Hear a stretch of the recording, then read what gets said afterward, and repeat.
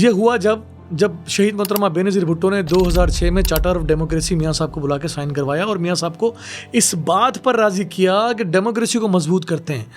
आप हम पर तनकीद करें, आप हमारी हुकूमत के ख़िलाफ़ बात करें, अगर हमें आवाम ने मैंडेट दिया तो बिल्कुल आपका राइट है, आप करें। मियाँ साहब, आपको अगर आवाम ने मैंडेट दिया, आपके फ़ैसलों पर हमने एहतजाज करना है, हम हमारे तहफ़्फ़ुज़ात हैं, हम करेंगे, लेकिन हम पार्लियामान के अंदर रहते हुए करेंगे। हम हुकूमत को गिराने की किसी भी साजिश का हिस्सा नहीं बनेंगे, हम इस डेमोक्रेसी को मजबूत करेंगे। तो 2008 में जब पाकिस्तान पीपल्स पार्टी गवर्नमेंट बनी, बड़ी कोशिश हुई कि जनाब मुस्लिम लीग नून पीपल्स पार्टी गवर्नमेंट गिराने का पार्ट बने, लेकिन नून लीग ने, फिर मैं कहूँगा कि थोड़ा अक्लमंदी का मुजाहरा किया।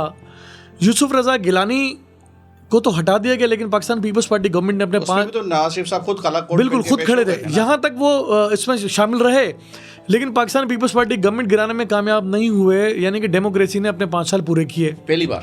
पहली बार पाकिस्तान की तारीख में इसका क्रेडिट पाकिस्तान पीपल्स पार्टी और सदर आसिफ अली जरदारी को जाता है। फिर दूसरी बार 2013 से लेकर 18 वाली गवर्नमेंट थी मुस्लिम लीग नून की। बिल्कुल एक बार यूसुफ रज़ा गिलानी वाला जो एपिसोड था उसको दोहराया गया। मियाँ साहब को अपना टर्नओवर पूरा नहीं करने दिया गया, लेकिन मुस्लिम लीग नून ने अपने 5 साल पूरे किए। एक बार फिर डेमोक्रेसी ने अपनी मजबूती का इजहार किया। इन बिटवीन वो जो ताकतें जिनके काबू में पाकिस्तान पीपल्स पार्टी और नून लीग नहीं आ रही थी, उन्होंने एक तहरीक इंसाफ को बूस्ट देने की कोशिश की, जिसका जन्म 1996 में हुआ था। तो क्या इसके पीछे 18वीं तरमीम नहीं है? नहीं, बिल्कुल नहीं है।